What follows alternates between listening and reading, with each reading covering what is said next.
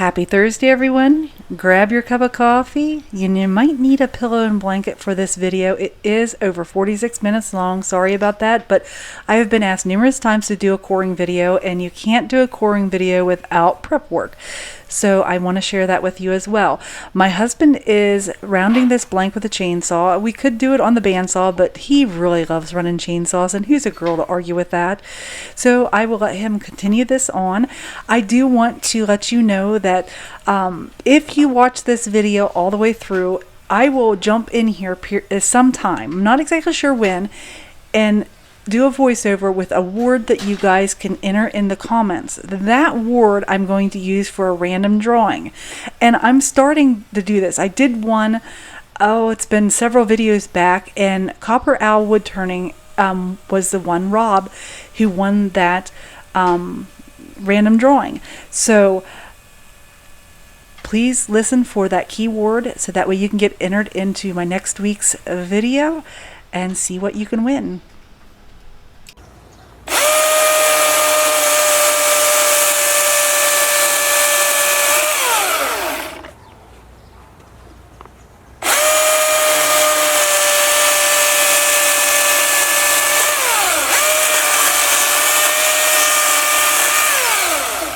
Should be round enough, huh? Mm-hmm.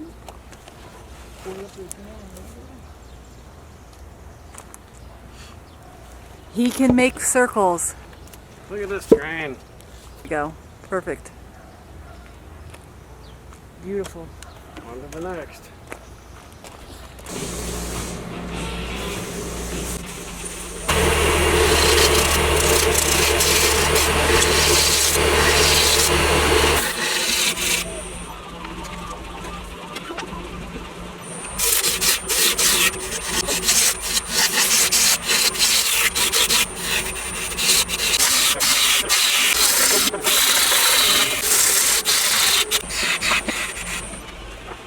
Big, fast, quick. So I want to share this with you.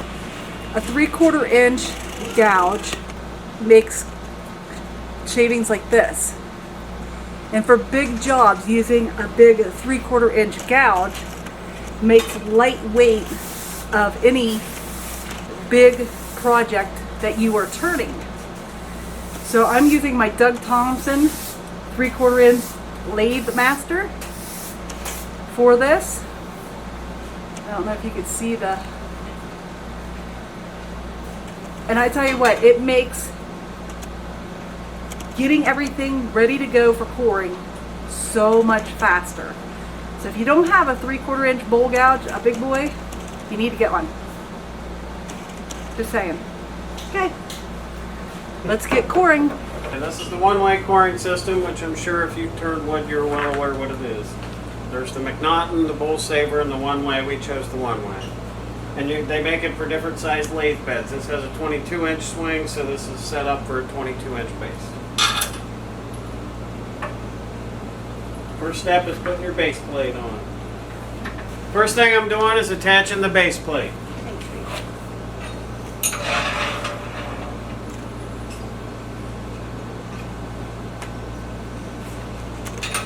This takes a little bit of time to get set up to figure out the depth, the width, and one of the 3 knives that I'm going to use. We don't have the largest knife, so I use the 1, 2, and 3. So the way I do it is my own weird method. So I set it up, I do some measuring, and then I figure out how I'm going to cut it, and then I go to town and I start with the smallest knife working upwards. This is the smallest knife right here. I can't remember the exact bowl size that it does, like the next one will do like 9.5 to 13.5, and the other one will do like 14 to 17ish is the largest knife. Or maybe the numbers are a little low on that, because I think the number 3 knife you can get all the way up to a 16.5 inch bowl. So don't listen to the numbers I'm putting out there, just look it up on the old internet or the one-way website. Right now this is just being set up to figure out depth and width of bowl for the first core.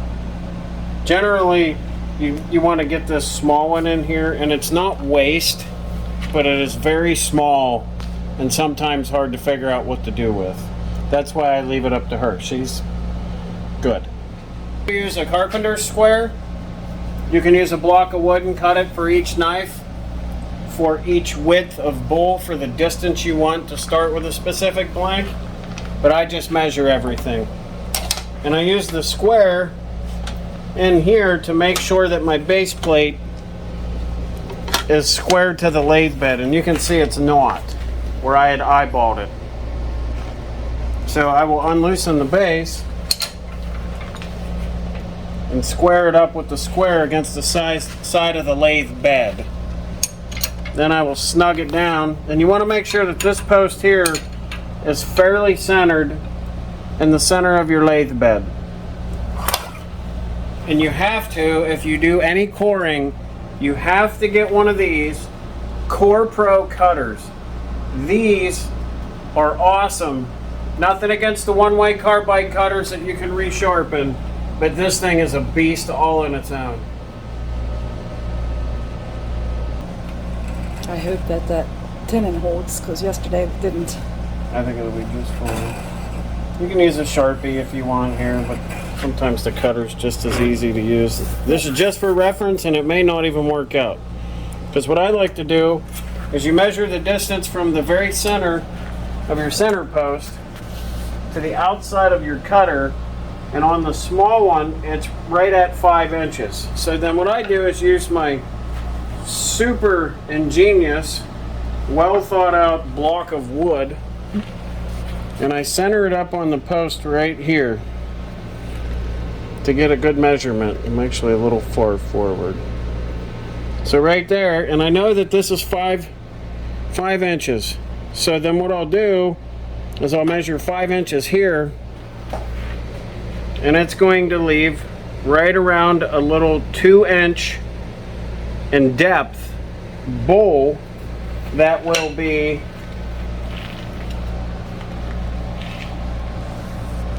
6.5 inches wide. You can go smaller than that, but I feel like with our screw holes in there that this first one might even not be useful to us, because the holes from the screws are going to be too deep. So, but now what else I want to do is I'm going to go ahead and mark this on the lathe bed. That's where I want to come back to. Now I want to double check if my same knife is going to be able to core another one, or if I go up a size. And I'm not going to put the cutter on here, I'm just going to use this for reference. Get this post out of the way. And now right here, if I come in and core here,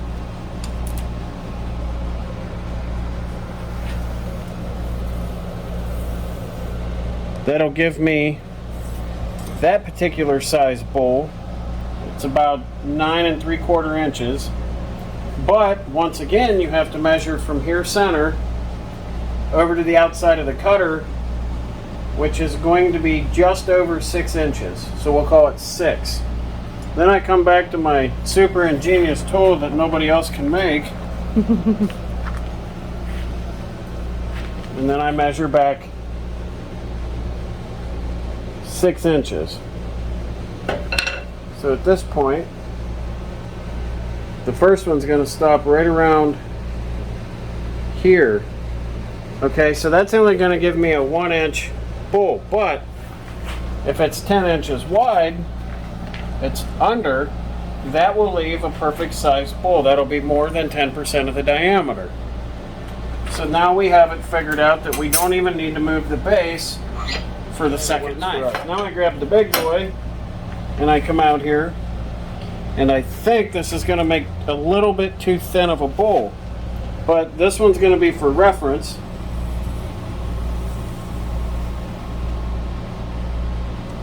Because I think I'm going to have to slide this base in just a hair, but I have to be careful because this I know is 7 1/4 inches without measuring it, because I did 75 times yesterday. But we'll double check myself. 7 1/4 inches. Once again,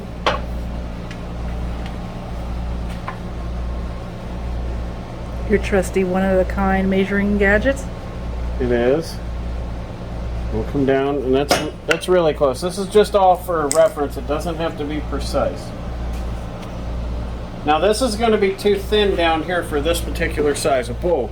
So whenever I go to the bigger knife, the biggest knife that we have, I think it's knife number 3, I'm actually going to have to take this base and slide it in so my cut is out here at least another 1/4 of an inch. That'll give me my overall thickness. Because that one's going to be a little over 12 inches. And the width is going to be almost 1.25 inches. So that would pretty much put it spot on. But I think I'll move the base in ever so slightly to increase the size of this. And it'll decrease the size of this 17-inch one. Because as it stands, it's over 2 inches. Now a lot of people like to use the tailstock for support. I'm going slow enough and feeling for any crazy vibrations that I'm just going to roll with it the way it is. Don't forget to bring up your support. Make sure your height is good so there's no gap here for vibration, because vibration with this thing and this, you'll have problems, trust me. Make sure you spin it by hand to make sure everything is clear. And once again, talk to Mike Hunter at Hunter Tool Systems. Core Pro cutter, well worth the money. It'll make your coring process just a little nicer. Cleaner cuts. Yes. Probably right between 350 and 400. You want to stay a little more towards 350 RPMs. Some people are brave and go up to 450, and I've even seen 500. Maybe with a smaller piece, but not with this big of a piece. I'm at 360. So I always introduce this really slowly. And another thing to do whenever you're coring is make sure that you clean the surface off.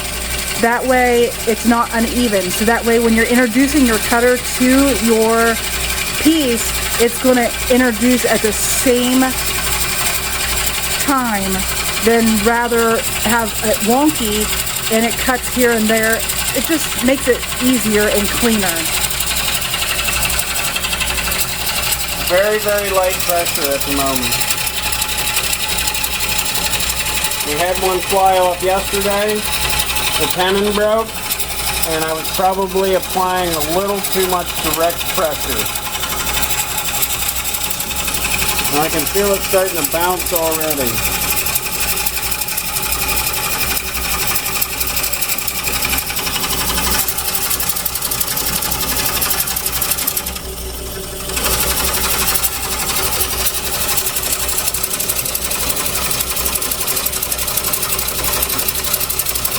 And look at the shavings coming out of that, the ribbons coming out of that. That's what the Core Pro cutter does. It's amazing how it gives you these beautiful shavings with the cut. And always remember, whenever you are coring, you bring your cutter. Evacuate the chips. Yes, bring your cutter in and out to evacuate those chips, so that way it doesn't get built up in there.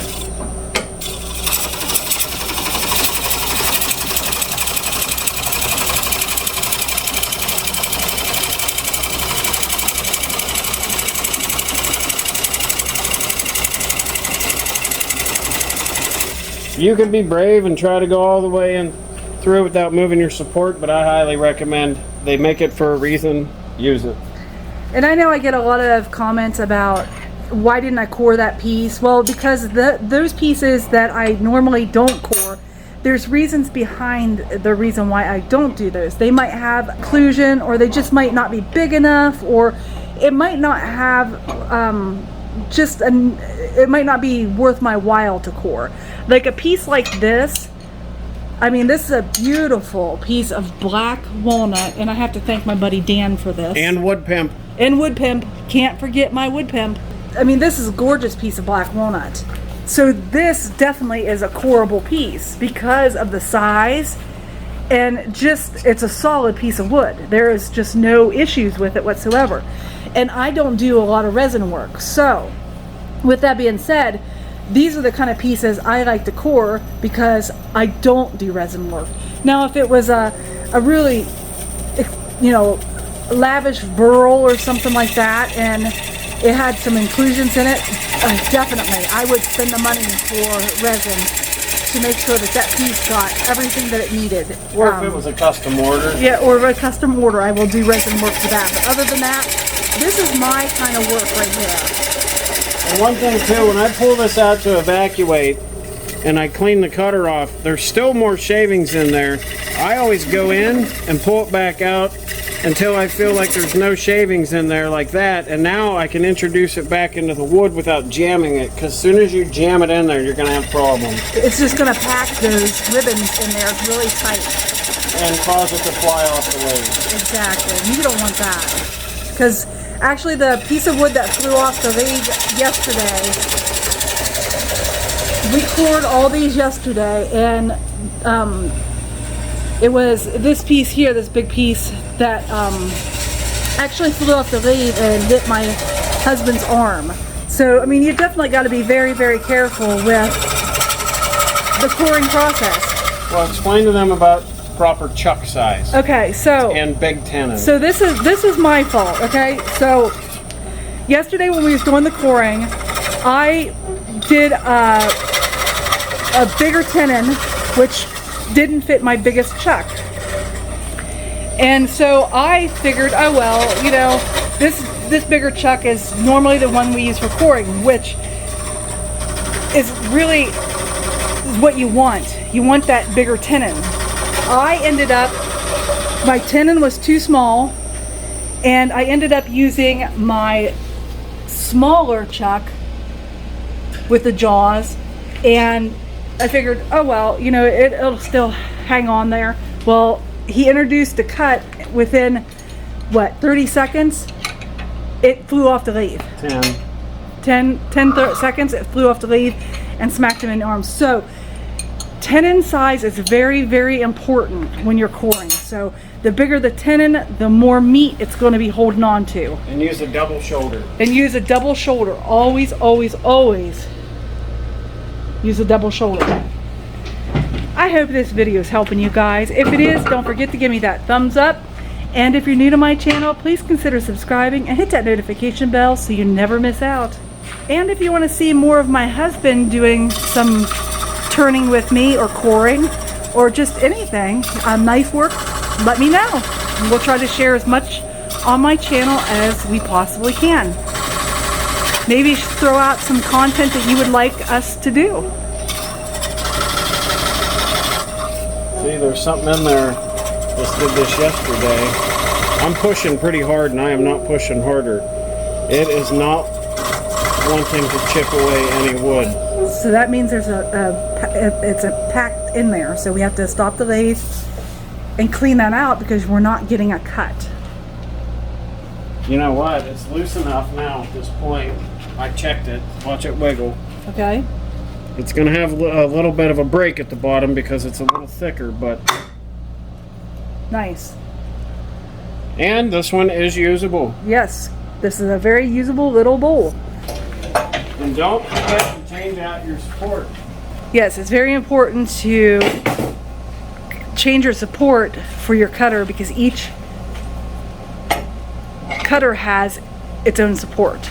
And this system's really nice. And I will be honest, when it comes to the coring of this wood turning world, my husband is my coring guy. He is good with the measuring, the math about it, and all that kind of stuff. Me, on the other hand, I'm okay at it.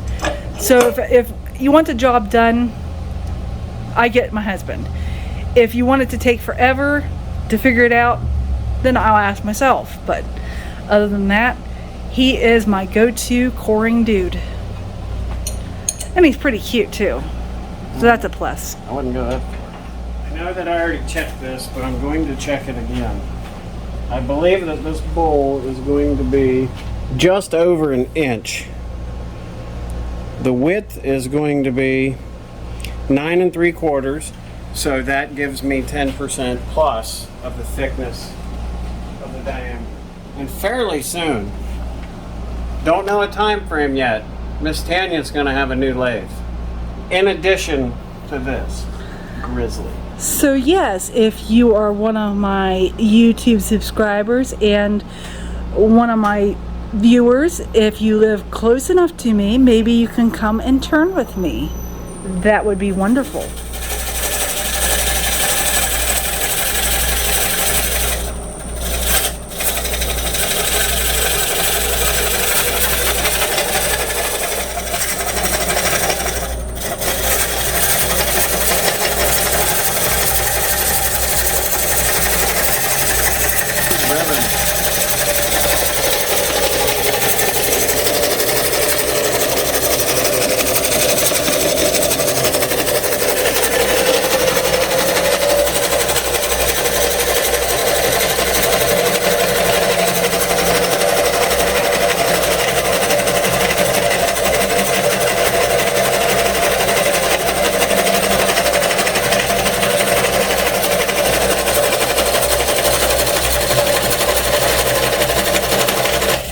And this cutter here has already made close to 30 bowls.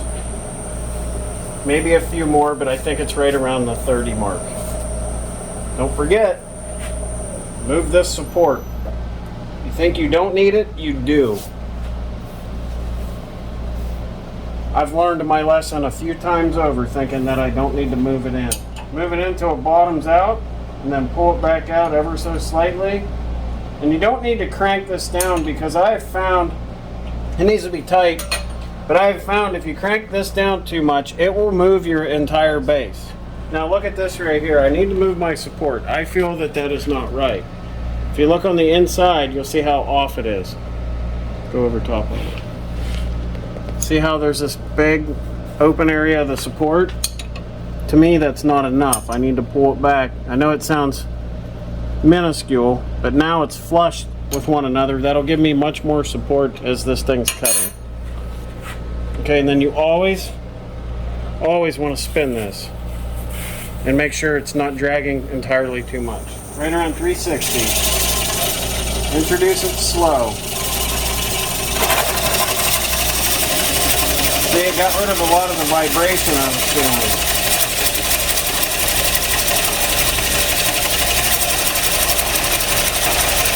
And it always feels like it's cutting hard in the beginning because you're hitting a lot of end grains. Once you get to about the halfway point, it feels like it's cutting a lot easier. And look at that cutter.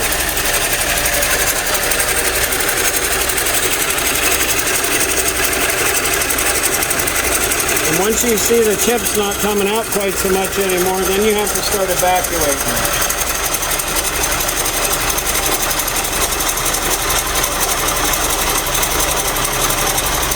Right there. Pull it out. See all them chips on there? Once you reintroduce it, I know I've said it once earlier, take it in, get all the loose chips, pull them back out, and now start cutting again. I mean, look at that.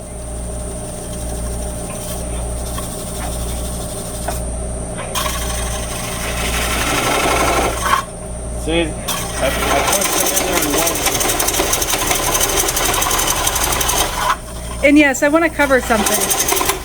My husband doesn't have any face shield or eyeglasses on. We are aware of that.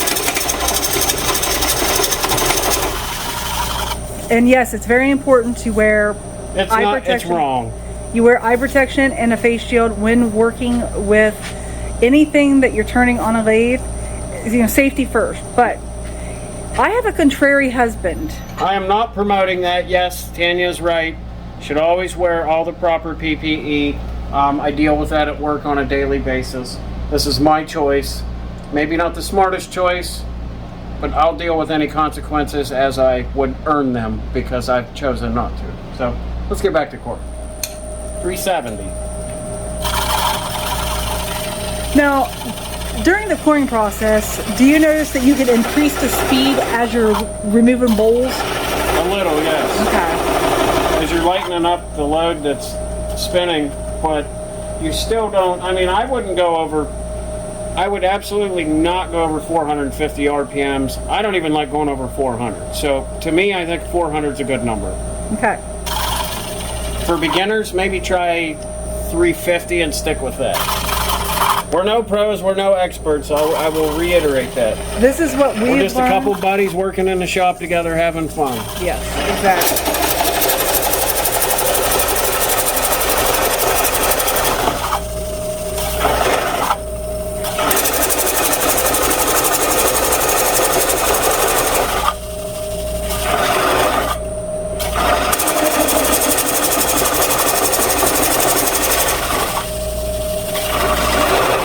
Do you want to talk about the difference in cuts when you're getting to the end grain and stuff? When you make that transition? Well, it's easier cutting now because I'm mostly by the end grain and going for side grain. So but you still don't want anything but light pressure. You can feel it cutting easier, but you still have to remember to evacuate chips because it's harder for them to travel the distance of the curve to get out. Now, another good rule of thumb I've noticed over the last few days is once this position here gets to the round part of your post, it's time to move it in for more support. See, I'm almost there. You can see it right here. See, that weld is just now getting on there. So now I will move the support in. Filled with vibration in the handle, and you can feel this lightly starting to bounce. And whenever you have bouncing, that's when you create serious problems. We had that happen the third time we cored. See, the whole base just moved. Now I've got to re-square up the base. Look at that. That's how much it moved. And that's quite a bit. And all I did was try to unloosen the support bolt.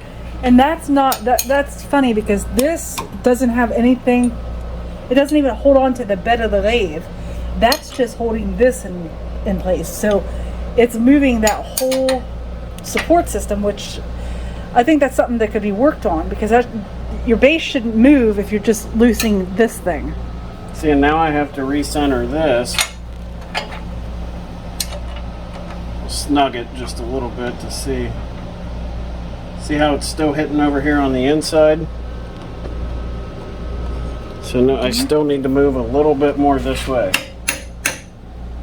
So I wanted to show you, and I'm not going to mess it up one this time. Oh, it's tight. It's clearing this part here. Yeah, it had moved, so it was hitting here. So I had to slide it back towards the piece that we're coring, and then I had to slide it towards me on the control side of the lathe. See how far that support is in there now? It is really far in there. Okay, this should be about the final. That's still not, you could hit that out with a hammer, but you're gonna break a lot of the bottom. I can just barely see it wiggling, so I'm gonna make a few more passes and then tap it out.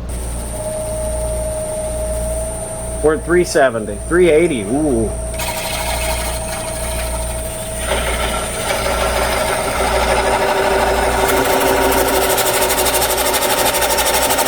See, there's no chips coming out except for really fine particles, so it's time to clean them out.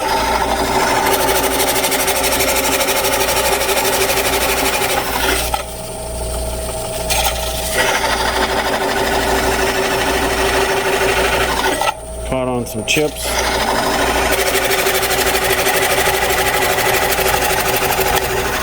Oop, I just heard a snap, so I'm going to stop there. I heard it too. Shut the lathe off, because it's way better than having this piece fly out of here. And then I'm going to use my God-given hammer. And look at that. That little snap was this last little bit of wood grain snap, but thank goodness it didn't fly off. Beautiful. Almost looks like a starfish. Yeah. Starfish or a butterfly? Starfish. Starfish. The butterflies in it. And I need to put some sealer over top of this. And this in here is the one I'll be using. I usually use Cling Spores sealer. I think it's like $20 a bottle or $16.99. I can't remember exactly what, but this is what I have available this time, and I'll be using this. And we don't like that as much as the cling sport. Yeah, so. this is okay, but I really love the cling sport, and it's cheaper than this too. What note did I leave on the wood? Right here. Move in. Move in 1/4 of an inch. But when I do that, I am going to double check my thickness to make sure that I don't make it too thin. I'm 99% sure there's plenty of room there, but why not double check it? Yes.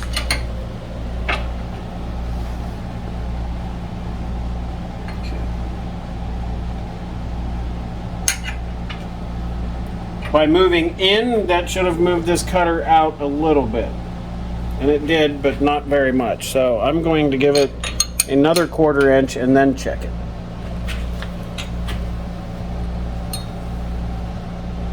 Am I centered here?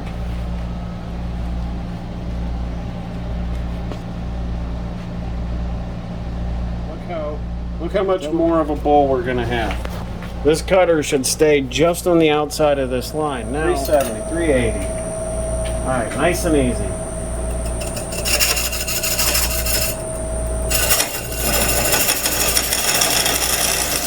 This end grain on these bigger ones always feels a little awkward. If you care about how it feels while you're cutting.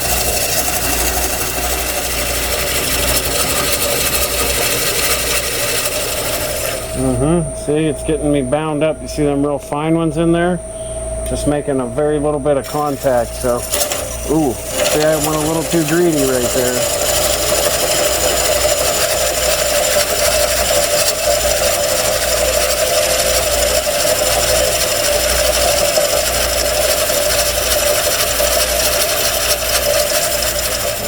I wish the design on that part of the one-way would be a little different. Yeah, and I actually had an idea I thought of yesterday, whether it would be doable or not. It would just be an added piece to go on here. But I think that on a chainsaw chain you have a raker. I think if they had another small post sticking up here to where you could put a raker over here that was at an angle that could evacuate all the unnecessary chips that are catching, that might help the coring process to where you wouldn't have to keep taking the knife in. Yeah. And see, I'm about at the point again where this weld gets to the post where I want to move the support post in again. If you made it this far in this video, thank you so much. Here are the 2 words that you can enter in the comments below to be entered in next week's drawing. Those 2 words are super and genius.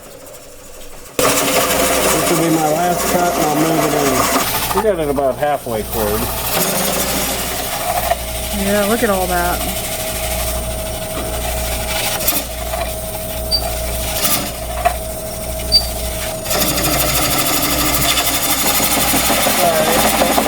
But I'm not going to force it. And if Tanya comes over here, I'll show you another thing you can use for perspective. Let me get these chips out of here. Once this cutter here the arm gets to about 90 degrees, then you pretty much can stop and tap your bowl. And you also want to listen for that little crack, because it'll sometimes give you a warning and other times it won't.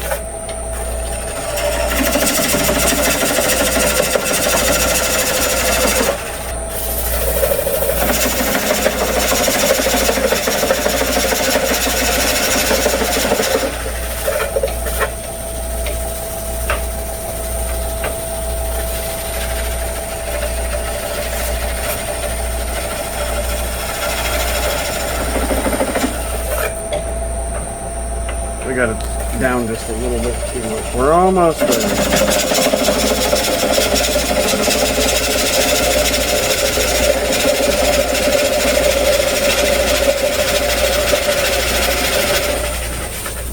That's the end of her.